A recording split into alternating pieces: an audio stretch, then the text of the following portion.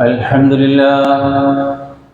لله نحمده ونستعينه ونؤمن به ونتوكل عليه ونعوذ بالله من شرور أنفسنا ومن سيئات أعمالنا من يهده الله فلا مضل له ومن يضلل فلا هادي له وأشهد أن لا إله إلا الله وحده لا شريك له وأشهد أن محمدا عبده ورسوله هو الذي أرسل رسوله بالهدى ودين الحق ليظهره على الدين كله وكفى بالله شهيدا.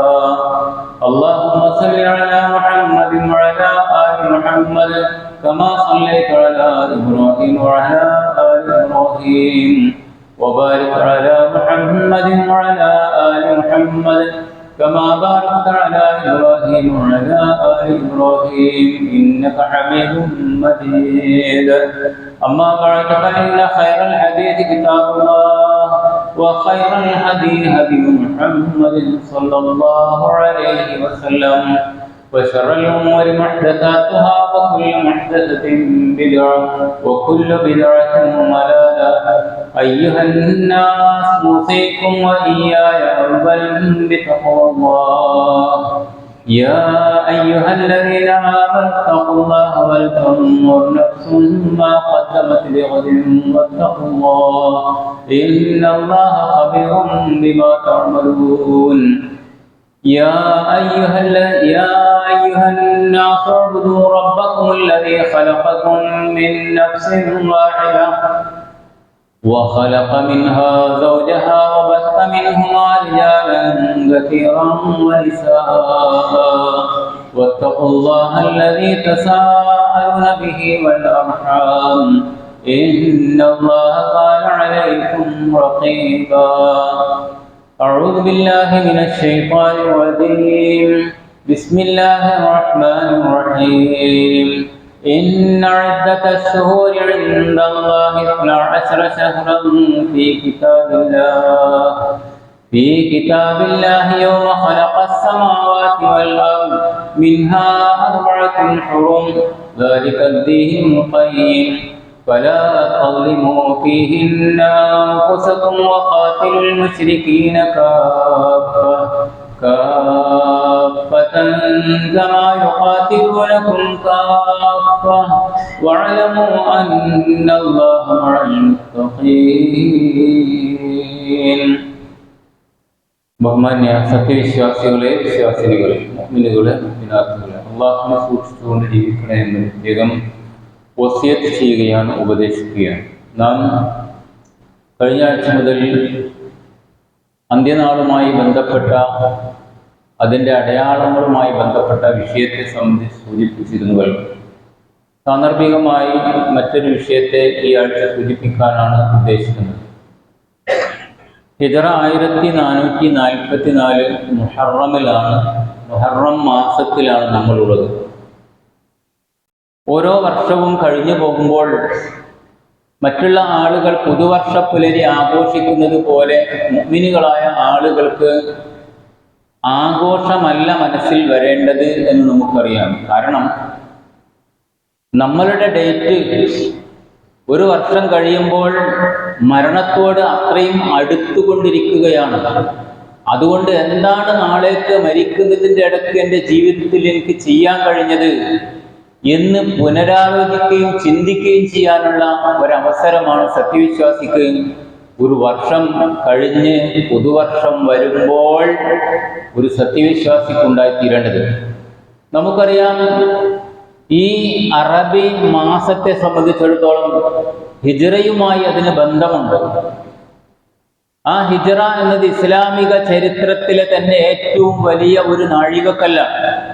അതിൻ്റെ ശേഷമാണ് മക്കയിൽ നിന്ന് മദീനയിലേക്ക് മുസ്ലിങ്ങൾ പലായനം ചെയ്യുകയും നബി സല്ലല്ലാഹു അലൈഹി വസല്ലമ അടക്കം മുസ്ലിങ്ങളിൽ മദീനയിൽ എത്തിയതിന് ശേഷം മുസ്ലിങ്ങൾക്ക് ഒരന്തസ്സും അഭിമാനവും തലയുയർത്തി പിടിച്ചു നിൽക്കാവുന്ന സാഹചര്യവും ഇസ്ലാമിക ദഅവത്തിനുള്ള സാഹചര്യവും വിശാലമായ ഒരുപാട് കാര്യങ്ങൾ നേടിയെടുക്കാൻ ആ മദീനയിലേക്കുള്ള ഹിജ്റ കൊണ്ടാണ് സാധിച്ചത്. ലിൽ ഫുഖറാഇൽ മുഹാജിരീന അല്ലദീന ഉഖ്രിജൂ മിൻ ദിയാരിഹിം വ അംവാലിഹിം യബ്തഗൂന ഫളൻ മിനല്ലാഹി വ റിദ്വാനാ. സൂറത്തുൽ ഹശ്റിൽ 2 വചനങ്ങൾ. അതിൽ മുഹാജിറുകൾ ചെയ്ത പലായനത്തിന്റെ അതിമഹത്തായ അവർ ലോകോത്തരമായി മനുഷ്യ മുഅ്മിനുകൾക്ക് മാതൃകയായി തങ്ങളുടെ നാടും വീടും കുടുംബവും സമ്പത്തും എല്ലാം തിരിച്ചുകൊണ്ടുള്ള അവരുടെ ദുർഘടമായ ആ യാത്രയെ സംബന്ധിച്ച് പരാമർശിക്കുന്നുണ്ട്. അതിനവർ സന്നദ്ധരായ അവസ്ഥയെ സംബന്ധിച്ച്. നമ്മുടെ വിഷയം അതല്ല. രണ്ടാമത്തത് والذين تبوأوا الدار والإيمان من قبلهم يحبون من هاجر إليهم. അവരെ സ്വീകരിക്കാൻ വേണ്ടി ആ മദീനയിലെ മരുഭൂമിയിൽ അൻസാറുകളായ ഒരു വിഭാഗം ആളുകൾ തങ്ങളുടെ ജീവൻ പോലും ബലിയർപ്പിക്കാൻ സന്നദ്ധമായി നബിയുടെ മുമ്പിൽ പ്രതിജ്ഞ ചെയ്ത് അഖബ ഉടമ്പടിക്ക് ശേഷം അവിടെ കാത്തു നിൽക്കുന്ന ഒരു രംഗവും കാണാം. ഖുർആൻ പറഞ്ഞിരിക്കുന്ന ഒരു വശം തങ്ങൾക്ക് പ്രത്യേകപ്പെട്ട ഒരു കാര്യമാണെങ്കിൽ പോലും വന്ന ആളുകളുടെ കാര്യത്തിന് പരിഗണന നൽകുക. അതൊരു വല്ലാത്ത സംഭവമായിരുന്നു. ഇൻഷാ അല്ലാഹ് മറ്റെപ്പോഴും നമുക്ക് മനസ്സിലാക്കാം. നമുക്കൊക്കെ കഴിയോ? വന്ന ആൾക്ക് പരിഗണന നൽകുക എന്നത് എവിടുന്ന് കേറി വന്നവനാണ് ഇവൻ എന്ന ചോദ്യം നമ്മളുടെയൊക്കെ മനസ്സിലുണ്ടാകുക.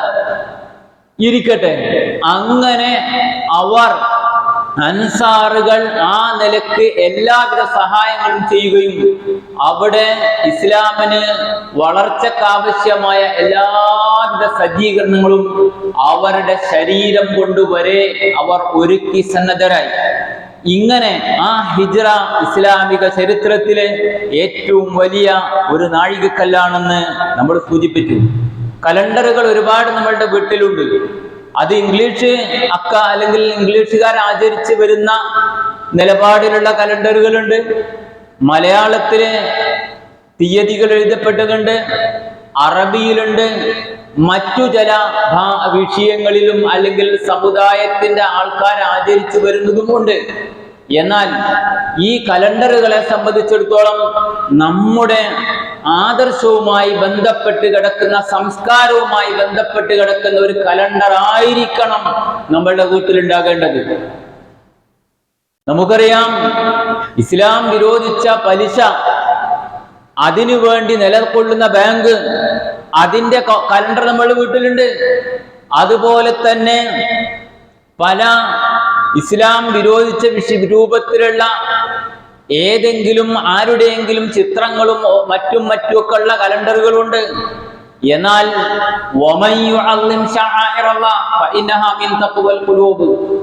നമ്മളുടെ വീട്ടിൽ ഒരു അൽമനാർ കലണ്ടർ ഉണ്ടാകേണ്ടത് എന്ന് പറഞ്ഞാൽ ഇസ്ലാമികമായ സംസ്കാരം നമ്മളുടെ ജീവിതത്തിലും നമ്മളുടെ വീട്ടിലുമൊക്കെ പ്രകടമാക്കുക എന്നതിൽ അഭിമാനിക്കുന്നവരാകണം നമ്മൾ. അതിന് ചില കാരണങ്ങളുണ്ട്. നമ്മൾ അംഗീകരിക്കുന്നത് യഥാർത്ഥത്തിൽ നമ്മുടെ ഇബാദത്തുകളുമായി ബേസ് ചെയ്ത് പരിശോധിച്ചാൽ അറബി മാസങ്ങളെയാണ്. ഈ മാസങ്ങൾ എന്ന് പറയുന്നത് അല്ലാഹു സുബ്ഹാനഹു വ തആല തീരുമാനിച്ചതാണ്. 12 മാസങ്ങൾ വർഷത്തിലെ. ആ 12 മാസങ്ങളെ സംബന്ധിച്ചാണ് സൂറത്തുൽ തൗബയിൽ 36-ാമത്തെ ആയത്തിൽ ഞാൻ ശ്രദ്ധയിൽപ്പെടുത്തിയത്. ഇന്ന ഇദ്ദത്തുശ് ശുഹൂരി ഇൻദല്ലാഹി 12 ശഹ്റ യൗമ ഖലഖസ് സമാവാതി വൽ അർദ്. ഏതെങ്കിലും ആൾക്കാരുണ്ടാക്കിയതല്ല, ആരെങ്കിലും കൂടിയിരുന്ന് 12 മാസം തീരുമാനിച്ചതല്ല. അല്ലാഹു ആകാശഭൂമികളെ സൃഷ്ടിച്ച അന്ന് തീരുമാനിച്ചതാണ് മാസങ്ങൾ 12 എന്നത്. ഖുർആനിൽ 12 പ്രാവശ്യമാണ് മാസത്തെ പറ്റി ആവർത്തിച്ചത്. അത് വേറൊരു കാര്യം. ഷഹ്റു പദപ്രയോഗങ്ങൾ നോക്കി അത് കാണാം. അപ്പൊ എന്നിട്ട് അല്ലാഹ് പറഞ്ഞു മിൻഹ അർബഅത്തുൻ ഹുറുമുൻ, അതിൽ 4 മാസങ്ങൾ പവിത്രത ഉണ്ട്. ഒരുപാട് പ്രാവശ്യം ഈ മെമ്പറിൽ നിന്ന് നമ്മൾ കേട്ട ഒരായത്ത് തന്നെയാണ്. എന്നിട്ട് പറഞ്ഞു ദാലിക ദീനുൽ ഖയ്യിം, യഥാർത്ഥ ചൊവ്വായ മതം അതാണ്. എന്താ അതിന്റെ പ്രത്യേകത? ഫലാ തുദ്ലിമു ഫീഹിന്ന അൻഫുസകും, നിങ്ങൾ പരസ്പരം നിങ്ങളോട് തന്നെ അക്രമം കാണിക്കുന്ന പ്രവർത്തനങ്ങൾ ആ പവിത്രത മാസത്തിൽ ഒരിക്കലും വന്നു പോകരുത്. വഖാതിലുൽ മുശ്രിക്കീന കാഫത്തൻ കമാ യുഖാതിലുനകും കാഫ.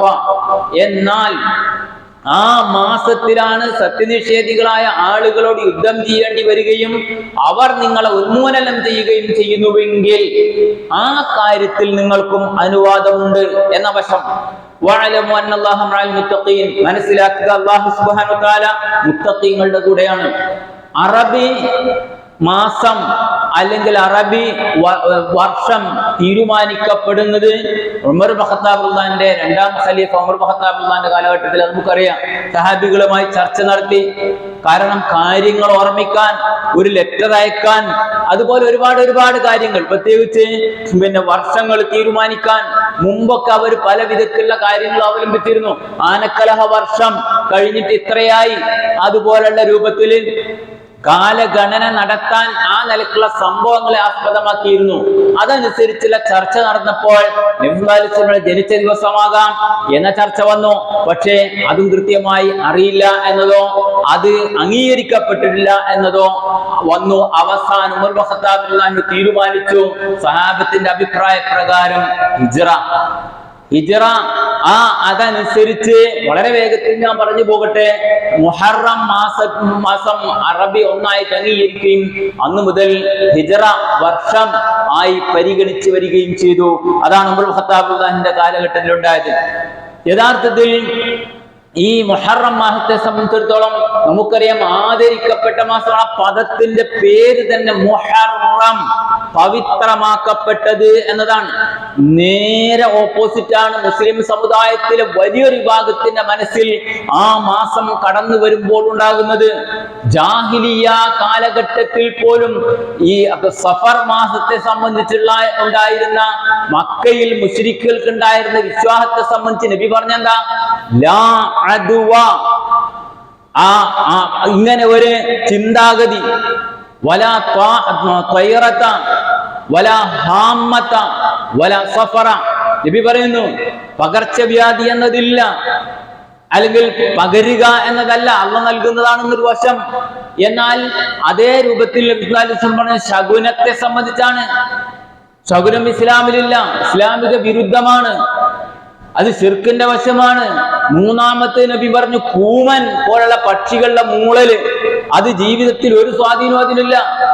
നാലാമത്തെ നബി പറഞ്ഞ സഫർ മാസം മറഞ്ഞു കണ്ടാൽ സഫർ മാസം മോശമുള്ള മാസം എന്ന സമീപനമേ ഇല്ല. കാലങ്ങൾക്കും ദിവസങ്ങൾക്കും സമയങ്ങൾക്കും ഇസ്ലാം നിശ്ചയിച്ച പവിത്രത നിലനിൽക്കുന്നതോടുകൂടെ ഒരു മാസത്തിനും ഒരു ദിവസത്തിനും ഒരു സമയത്തിനും ദുശ്ശകുനമായിട്ടോ മോശപ്പെട്ട ദിവസമായിട്ടോ ഇസ്ലാം പഠിപ്പിച്ചിട്ടില്ല. 100% നമ്മൾക്ക് പറയാം. എന്നാൽ നമ്മളുടെയൊക്കെ വീടുകളിൽ ചില മുസ്ലിം സ്ഥാപനങ്ങളിൽ നിന്ന് വന്ന കലണ്ടറുകൾ നോക്കിയാൽ ദുശ്ശകുനത്തിന്റെ ദിവസമായി മാസമായി എഴുതപ്പെട്ടത് നമുക്ക് കാണാൻ നമ്മൾ കേട്ട വിഷയം തന്നെയാണ്. അതിൽപ്പെട്ട ഒരു നിലപാടാണ് മുഹറബിനെ സംബന്ധിച്ച് നമ്മളുടെ മനസ്സിലുള്ളത്. അല്ലെങ്കിൽ മുസ്ലിം സമുദായത്തിലെ ഒരു വിഭാഗം ആൾക്കാരുടെ, നല്ലൊരു വിഭാഗം ആളുകളുടെ മനസ്സിലുള്ളത്. കാലത്തെ സംബന്ധിച്ച് നബി ഖുർആൻ ഹദീസും ഒക്കെ പരിശോധിച്ച് നോക്കിയാൽ ലാ തസുബ്ബുദ്ദഹറ, വെട്ടി തുറന്ന ഹദീസ് പറയുന്ന നബി പറയുന്നുണ്ട്, അനദ്ദഹറു, അല്ലാഹ് പറയുന്നതായിട്ട് നിങ്ങൾ കാലത്തെ ചീത്ത പറയരുത്. ഈ സമയത്തിന്റെ ദോഷം, ഈ സ്ഥലത്തിന്റെ ദോഷം, ഈ ദിവസത്തിന്റെ മോശം, മനസ്സിലായില്ലേ? അങ്ങനെ ഒരു നിലപാട് പോലും ഇസ്ലാമിലില്ല.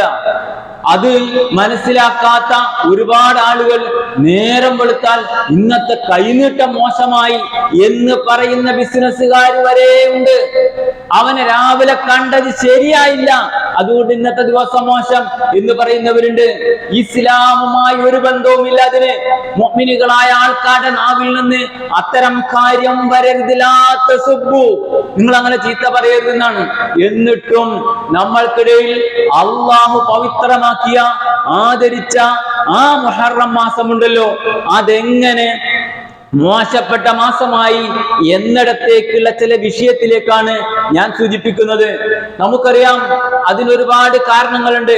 നമ്മളുടെ നാട്ടിലൊക്കെ അത് എത്തിപ്പെടാൻ ന്യായമായും ഏതൊക്കെ വിഷയങ്ങള്, പക്ഷിപ്പാട്ടും കുപ്പിപ്പാട്ടും, നബി സല്ലല്ലാഹു അലൈഹി വസല്ലം മകൾ ഫാത്തിമ റളിയല്ലാഹു അൻഹയുടെ അടുക്കൽ ജിബ്രീൽ വന്നുപോൽ ആരുടെ വേഷത്തിൽ? ഒരു കുറത്തിയുടെ വേഷത്തിൽ.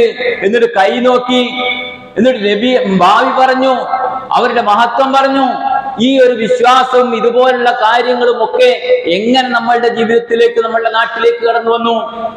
ഹസൻ, ഹുസൈൻ, അലി ഇവരൊക്കെ ആരായി മാറിയത് എങ്ങനെ? അലിയാർ തങ്ങൾ, ഹുസൈനാർ, ഇതൊക്കെ ആയി മാറിയത് എങ്ങനെ? ഇതിന്റെ പിന്നിൽ ഷിയാക്കളുടെ സ്വാധീനമുണ്ട്.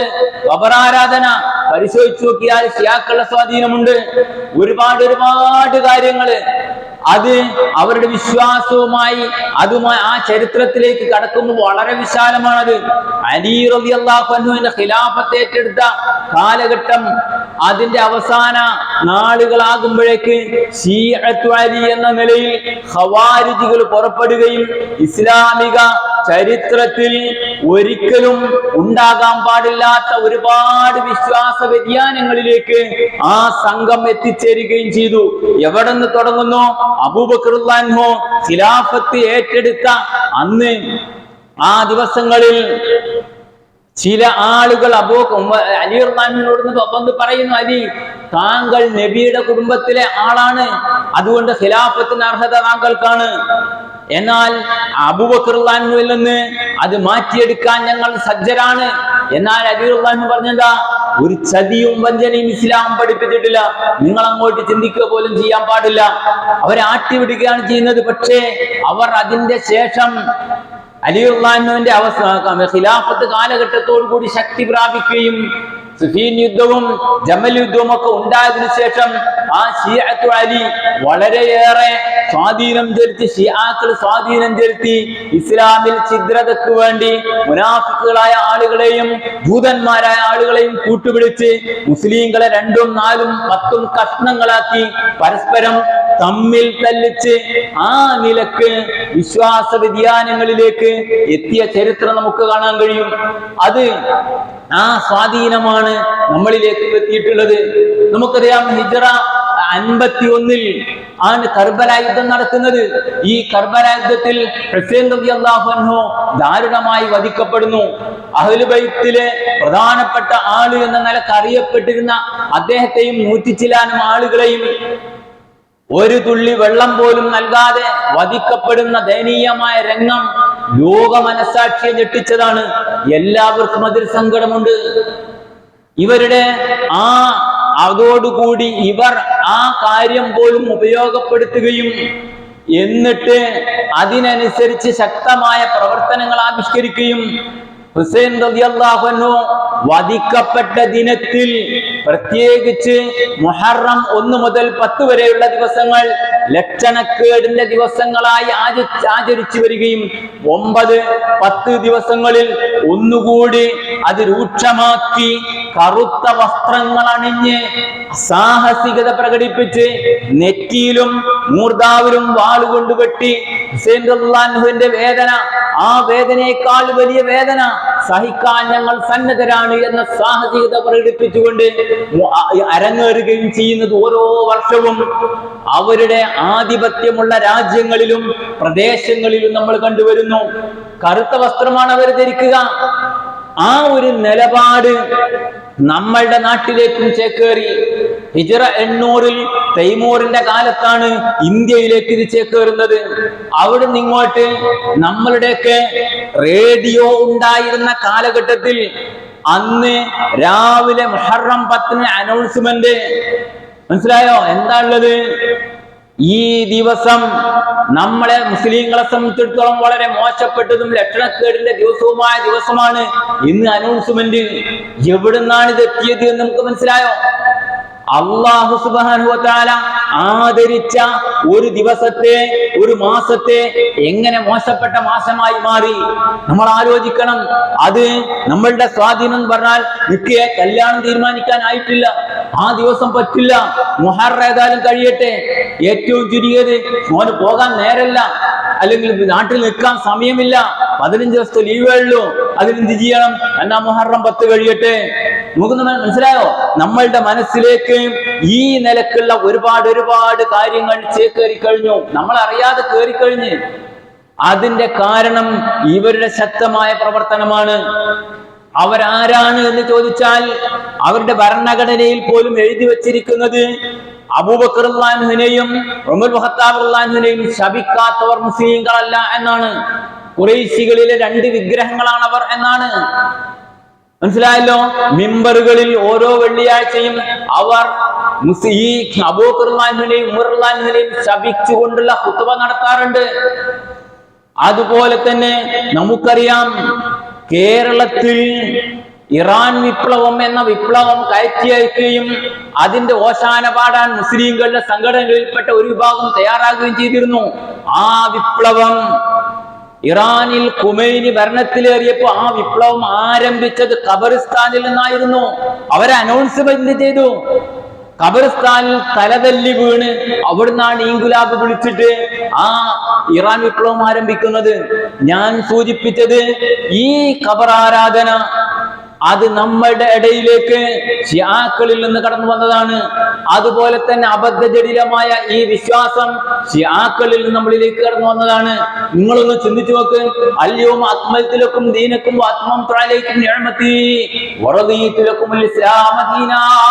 അല്ലാഹുവിന്റെ റസൂല് ലക്ഷക്കണക്കിന് സഹാബികൾ, 10,000-കണക്കിന് സഹാബികളെ അണിനിരത്തിക്കൊണ്ട് പറഞ്ഞല്ലോ, ഇന്ന് നിങ്ങളുടെ മതം ഞാനിതാ പൂർത്തിയാക്കി തന്നിരിക്കുന്നു, എന്റെ അനുഗ്രഹം ഞാൻ പൂർണ്ണമാക്കിയിട്ടുണ്ട്. എന്തായി പൂർത്തിയാക്കിയിരിക്കുന്നു പറഞ്ഞത്?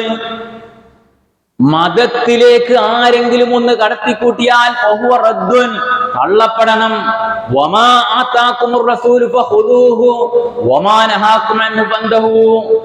അള്ളാന്റെ റസൂൽ നിങ്ങളോടൊന്ന് പറഞ്ഞാൽ, അള്ളാഹ് ഒന്ന് പറഞ്ഞാൽ അത് നിങ്ങൾ സ്വീകരിക്കുക. ഉപേക്ഷിക്കാൻ പറഞ്ഞാൽ ഉപേക്ഷിക്കുക. പരിശോധിക്ക്. മുഹറം പവിത്രമായ മാസമാണെന്നും മറ്റു മാസങ്ങളെക്കാൾ അതിൽ യുദ്ധം പോലും ചെയ്യാൻ പാടില്ലാത്ത പവിത്രതകളുണ്ടെന്നും ഷഹ്റുല്ലാഹിൽ മുഹറം, അള്ളാഹുവിന്റെ അടുക്കൽ ആദരിക്കപ്പെട്ട മാസം എന്ന ഈ മാസത്തെ ഇസ്ലാം നിയമമാക്കിയപ്പോൾ റസൂലുള്ളാഹി സ്വല്ലല്ലാഹു അലൈഹി വസല്ലമയുടെ വഫാത്തിന് ശേഷം എങ്ങനെയാ പിന്നെ അത് നഹസായ മോശപ്പെട്ട മാസമായി മാറിയത്? ബുദ്ധി മനുഷ്യനില്ലേ? മുഅ്മിനായ ആള് ചിന്തിക്കണ്ടേ? എങ്ങനെ ആ ദിവസം കുറച്ചെങ്കിലും നമ്മളുടെയൊക്കെ മനസ്സിൽ അതാ കഴിഞ്ഞോട്ടെ എന്ന് പറയുന്ന നിലപാടിലേക്ക് നമ്മളുടെയൊക്കെ വിശ്വാസം ചിലരുടേതെങ്കിലും എത്തിപ്പെട്ടിട്ടുണ്ടെങ്കിൽ അതിന്റെ പിന്നിലുള്ള യഥാർത്ഥം ഇതാണ്. അതുകൊണ്ട് തന്നെ നബി വഫാത്തായതിനു ശേഷം മതത്തിലേക്ക് ഒരു ദിവസത്തെ മോശമാക്കാനോ ഒരു ദിവസത്തെ നല്ലതായി പ്രഖ്യാപിക്കാനോ പുതിയൊരു ആചാരം കൊണ്ടുവരാനോ ഈ ഭൂലോകത്താർക്കും അധികാരമില്ല. അതുകൊണ്ടാണ് നബി സല്ലല്ലാഹു അലൈഹി വസല്ലമ കൃത്യമായും ദീനിലില്ലാത്തത് നിങ്ങൾ തടയണം എന്ന് തന്നെ പറഞ്ഞിട്ടുള്ളത്. നിങ്ങൾ നോക്ക്, ഈ കഴിഞ്ഞ ഇറാൻ പ്രസിഡന്റിന്റെ മരണം, ആ മരണത്തോടനുബന്ധിച്ച് ഇറാനിലുണ്ടായ അവർ ആ ഖബറടക്കവുമായി ബന്ധപ്പെട്ട് നടത്തിയ കാര്യങ്ങളെല്ലാം എല്ലാ സോഷ്യൽ മീഡിയയിലും എല്ലാവരും കണ്ടതല്ലേ.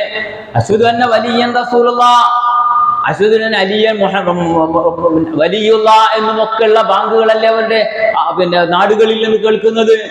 അതുകൊണ്ട് തന്നെ വിശ്വാസപരമായി അവരുടെ സ്വാധീനമാണ് ഈ വിഷയത്തിൽ നമ്മളിലേക്ക് കടന്നത്.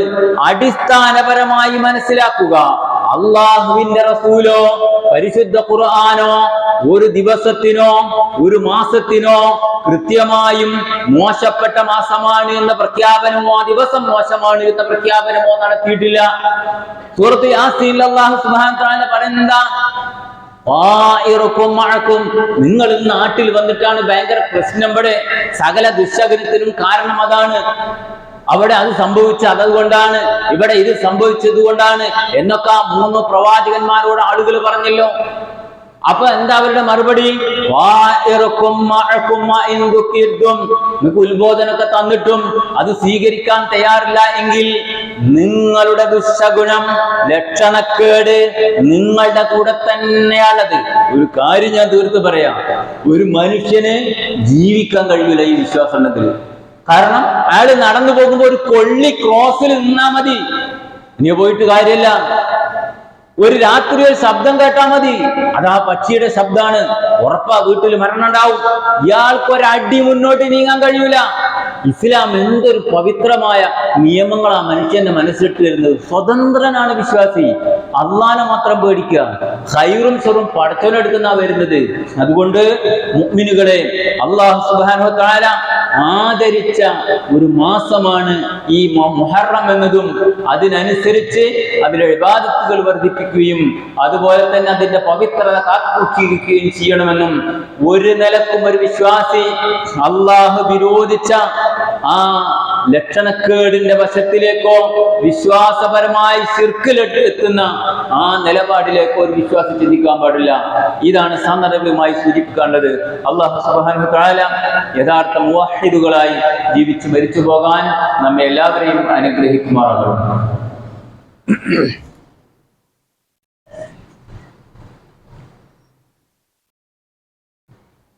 അൽഹംദുലില്ലാഹി നഹ്മദുഹു വനസ്തഈനുഹു വനുഅ്മിനു ബിഹി വനതവക്കലു അലൈഹി. اللهم صل على محمد وعلى آل محمد أيها الناس أوصيكم ثانيا وإياي بتقوى الله. ഒരിക്കൽ കൂടി അല്ലാഹുവിനെ സൂക്ഷിച്ചുകൊണ്ട് ജീവിക്കണേ എന്ന് പ്രത്യേകം വസിയത്ത് ചെയ്യുകയാണ്, ഉപദേശിക്കുകയാണ്. ആശൂറ, താസൂഅ എന്ന് അറബിയിൽ ഹദീസിലും ഭാഷാപരമായും ഒക്കെ പ്രയോഗിക്കുന്ന മുഹറം 9 ഉം 10 അതിലെ നോമ്പിനെ സംബന്ധിച്ചിടത്തോളം വളരെ കൃത്യമായി ഹദീസിൽ വന്നതാണ്. ഞാനത് ഏറെ വിശദീകരിക്കുന്നില്ല.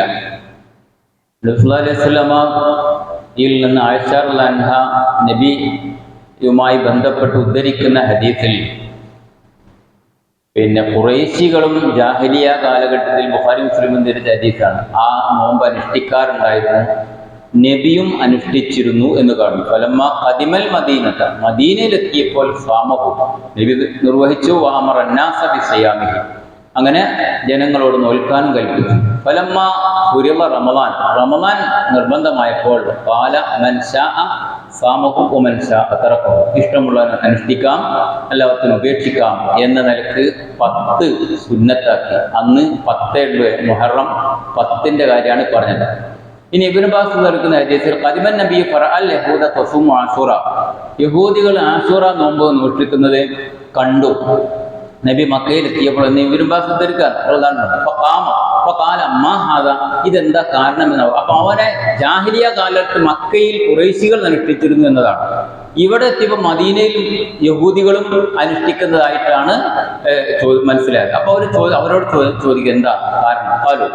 മറുപടി പറഞ്ഞ യൗമുൻ സാലിഹ്, യഹൂദികൾ പറഞ്ഞിരിക്കുന്നത് നല്ല ദിവസമാണ്. നജ്ജല്ലാഹു ഫീഹി മൂസ, മൂസാ നബി രക്ഷപ്പെടുത്തിയിരുന്നു ബനി ഇസ്രായേലിൽ മിൻ അദുബിഹിം, ശത്രുവായ ഫറവയിൽ നിന്നും.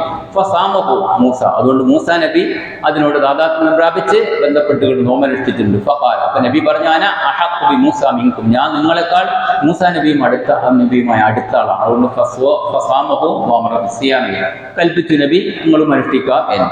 ഇവിടെ ലഇം ബഖൈതു, മറ്റൊരു റിപ്പോർട്ടിൽ ഇലാ ഖാബിൽ ലഅഫൂമന്ന ഖാസിഅ എന്നൊരു വചനമുണ്ട്. ഇത് ഉദ്ധരിച്ചുകൊണ്ട് ഞാൻ അടുത്ത കൊല്ലം ജീവിച്ചിരിപ്പുണ്ടെങ്കിൽ പിന്നെ 9 നോൽക്കും എന്ന് പറഞ്ഞത്. ഇവിടെ ഈ ഹദീസ് ഉദ്ധരിച്ചുകൊണ്ടാണ് 9 സുന്നത്തില്ല എന്ന് പറയുന്നത്. ആ ഖുറൈശികൾ മറ്റൊരു നോൽക്കും എന്ന് പറഞ്ഞപ്പോൾ പിന്നെ അവരോട് എതിരാകണ്ടേ, 10 ഇല്ല. ഇങ്ങനെയുള്ള നിലപാടാണ് ചില ആളുകൾ ഈ വിഷയത്തിൽ സ്വീകരിക്കാറുള്ളത്. എന്നാൽ യഥാർത്ഥത്തിൽ അതിന്റെ വസ്തുത അങ്ങനെയൊന്നുമല്ല. ഹദീസുകളും ഖുർആനൊക്കെ പരിശോധിച്ച് നോക്കിയാൽ, നബി സല്ലല്ലാഹു അലൈഹി വസല്ലമ ഈ ചരിത്രം തന്നെ നോക്കിയാൽ, ഖുറൈശികൾ അല്ലെങ്കിൽ യഹൂദികൾ നോമ്പ് അനുഷ്ഠിക്കുന്നത് ആ ദിവസം തന്നെ, അവരോട് ആ ദിവസം തന്നെ നോമ്പ് അനുഷ്ഠിക്കുക എന്നതിനെ കുറിച്ച് വിഷമമുണ്ട് നബിയെ. അതാണ് അവസാനം നബി മരിക്കുന്നതിനെ തൊട്ടു മുമ്പുള്ള വർഷം പറയുന്നത്. അവരോട് അവർ നോമ്പ് വെൽക്കുന്ന ദിവസം ഞങ്ങൾ നോമ്പ്, അത് ശരിയല്ല നബി, അല്ലെ നമുക്ക് അതിനോട് യോജിക്കാൻ കഴിയുന്നില്ല. കാരണം അത്രയും സന്ധി ലംഘിച്ച് വേണ്ടുന്ന പ്രശ്നങ്ങൾ അപ്പോഴേക്ക് ഖുറൈശി യഹൂദികൾ ഉണ്ടാക്കിയിട്ടുണ്ട്, ആ കരാറൊക്കെ ലംഘിച്ചിട്ട്. അപ്പോഴാണ് നബി പറയുന്നത് അങ്ങനെയാണെങ്കിൽ അടുത്ത വർഷം ഞാൻ ബാക്കിയുണ്ടെങ്കിൽ എന്ത് ചെയ്യും, അത് ഹിജ്റ പിന്നെ 10ാം വർഷത്തിലാണ്. അപ്പൊ അടുത്ത റബീഉൽ അവ്വലിലാണ് നബി സല്ലല്ലാഹു അലൈഹി വസല്ലം, അടുത്ത മുഹറം വരുന്നതിന്റെ മുമ്പാണ് നബി സല്ലല്ലാഹു അലൈഹി വസല്ലം വഫാത്താകുന്നത്. അപ്പൊ നബി ജീവിച്ചിരിപ്പില്ല, അതുകൊണ്ട് 9 അനുഷ്ഠിക്കാം. ഇനി അത് 9 എന്ന് തന്നെ അതുകൊണ്ട് ഉദ്ദേശം എന്ന് ഇമാം നെയിൽ ഔത്താർ ഇബ്നു ഷൗക്കാനി അദ്ദേഹത്തിന്റെ നെയിൽ ഔത്താറിൽ കൃത്യമായിട്ട് എടുത്തു പറയുന്നുണ്ട്, യഹ്തമിലു അന്നൽ മുറാദ് അന്നഹു ലാ യഖ്തസറു അലൈഹി ബൽ യുദീഫുഹു ഇലൽ യൗമിൽ ആഖിർ. കണ്ടോ, അത് മാത്രമല്ല 10ലേക്ക് ചേർത്തുകൊണ്ട് 9 എന്നാണ് അതിന്റെ ഉദ്ദേശം എന്ന് തന്നെ വ്യക്തമാക്കിയിട്ടുണ്ട്. ചുരുക്കത്തിൽ നേരെ വിശദീകരിക്കുന്നില്ല. മുഹറം 10-ന് പകരം 9 നോൽക്കുക എന്നതും അതുപോലെ തന്നെ 9-ന് സുന്നത്തില്ല എന്നതും ഇതിന് രണ്ടിനും യാതൊരു തെളിവില്ല. മനസ്സിലായല്ലോ? അതിന് രണ്ടിനും തെളിവില്ല, നിഗമനം മാത്രം. മറിച്ച് 10 സുന്നത്തില്ല എന്ന് 10-ന് സുന്നത്തില്ല എന്നത് തെളിവില്ലാത്ത ഇജ്മാഅയ കാര്യത്തിന് പോലും എതിരാണത്. 10-ന് തെളിവുണ്ട്, അത് അപകടകരവുമാണ്. ദീനിന് ബുദ്ധിക്കനുസരിച്ചല്ല, തെളിവിനനുസരിച്ചാണ് ബാധിക്കുന്നത്. മാത്രം തെളിവിനനുസരിച്ച് ബുദ്ധിക്കനുസരിച്ചൊക്കെ ഹദീസുകൾ പരിശോധിച്ച് നോക്കിയാൽ 9-ഉം 10-ഉം തന്നെ സുന്നത്തുണ്ട് എന്ന് തന്നെയാണ് മനസ്സിലാക്കാൻ കഴിയുന്നത്. പിന്നെ ഇജ്മാഉം അങ്ങനെയാണ്. 11 എന്ന ഒരു റിപ്പോർട്ട് അത് ദഈഫാണ് താൻ.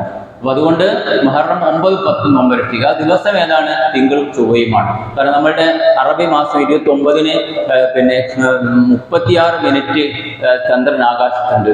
അതുകൊണ്ട് തന്നെ സാധാരണഗതിയിൽ നിർദ്ദേശം അനുസരിച്ച് റമദാനിന്റെ കാര്യത്തിലാണ് മാസം നോക്കാനുള്ള കൽപ്പന വന്നിട്ടുള്ളത്. അല്ലാത്തത് ആചരിച്ചു വരുന്നതനുസരിച്ച്, നിയമം അനുസരിച്ച് നമുക്ക് ചെയ്യാവുന്നതാണ്. അതനുസരിച്ച് തിങ്കളും ചൊവ്വയുമാണ് നോമ്പ് അനുഷ്ഠിക്കേണ്ടത്. അല്ലാഹു സുബ്ഹാനഹു വ തആല ഇത്തരം സുന്നത്തുകൾ അനുഷ്ഠിക്കാൻ നമ്മെ എല്ലാവരെയും അനുഗ്രഹിക്കുമാറാകട്ടെ. ചില ആളുകൾ ദുആകൊണ്ട് വസിയത്ത് ചെയ്തിട്ട് രോഗികളായി പ്രയാസപ്പെട്ടവരിൽ ഒരാൾ, അതുപോലെ തന്നെ മറ്റു ചിലരും, അല്ലാഹു അവർക്ക് ശിഫ നൽകി അനുഗ്രഹിക്കുമാറാകട്ടെ. ഈ പള്ളിയിൽ ജമാഅത്തിന് വന്നുകൊണ്ടിരുന്ന ഒരു സഹോദരൻ മരണപ്പെട്ടു, നിങ്ങൾ അറിഞ്ഞിട്ടുണ്ടാവും. അല്ലാഹു അദ്ദേഹത്തിന് മഗ്ഫിറത്തും റഹ്മത്തും നൽകി അനുഗ്രഹിക്കുമാറാകട്ടെ. അതുപോലെ നമ്മിൽ നിന്ന് വിട്ടുപിരിഞ്ഞവർക്കെല്ലാം അല്ലാഹു ഖബറുകൾ വിശാലമാക്കുകയും മഗ്ഫിറത്തും റഹ്മത്തും നൽകി അനുഗ്രഹിക്കുകയും ചെയ്യുമാറാകട്ടെ. അല്ലാഹുമ്മ ഗ്ഫിർ ലിൽ മുഅ്മിനീന വൽ മുഅ്മിനാത്ത് വൽ മുസ്ലിമീന വൽ മുസ്ലിമാത്ത് വൽ അഹ്യാഇ മിൻഹും വൽ അംവാത്ത് إنك مجيب الدعوات يا قاضي الحاجات. ربنا تقبل منا إنك أنت السميع العليم وتب علينا إنك أنت التواب الرحيم.